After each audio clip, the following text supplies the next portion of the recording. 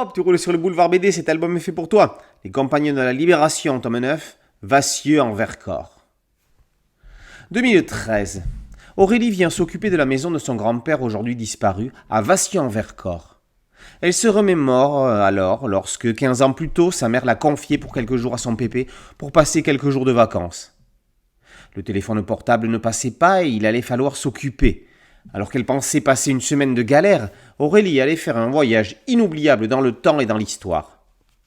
Après avoir trouvé une photo de son grand-père, une arme à la main, elle lui avait demandé de l'emmener sur les lieux où elle avait été prise. Elle avait trouvé le sujet de son dossier d'histoire à rendre à la rentrée. À bord d'une 2 chevaux camionnette, le patriarche amène sa petite fille au col de la Bataille, à 1313 mètres d'altitude.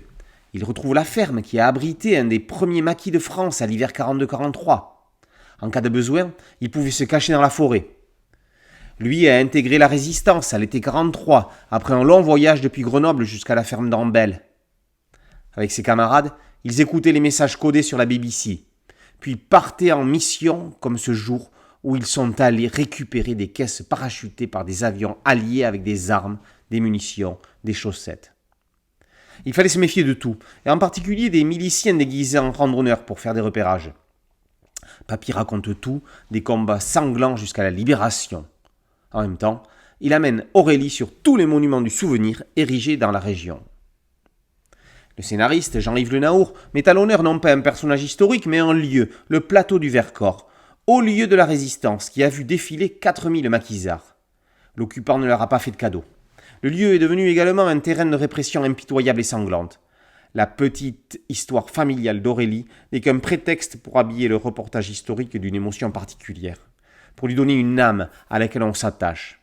Ça fonctionne bien.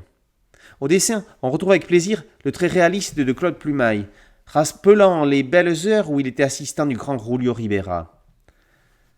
Après Romain Gary et Simone Michel Lévy, c'est le 3e album de la collection des Compagnons de la Libération qu'il met en image. Un cahier documentaire complète la BD, concrétisant encore plus les lieux et les acteurs du récit. Il n'y aura jamais assez de récits traitant des conflits passés.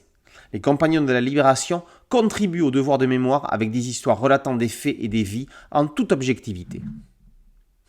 Les Compagnons de la Libération, tome 9, Vassieux en Vercors, par Le Naour et Plumaille, et paru aux éditions Bambou dans la collection Grand Angle.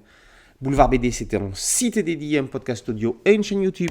Merci de liker, de partager et de vous abonner. A très bientôt sur Boulevard BD. Ciao.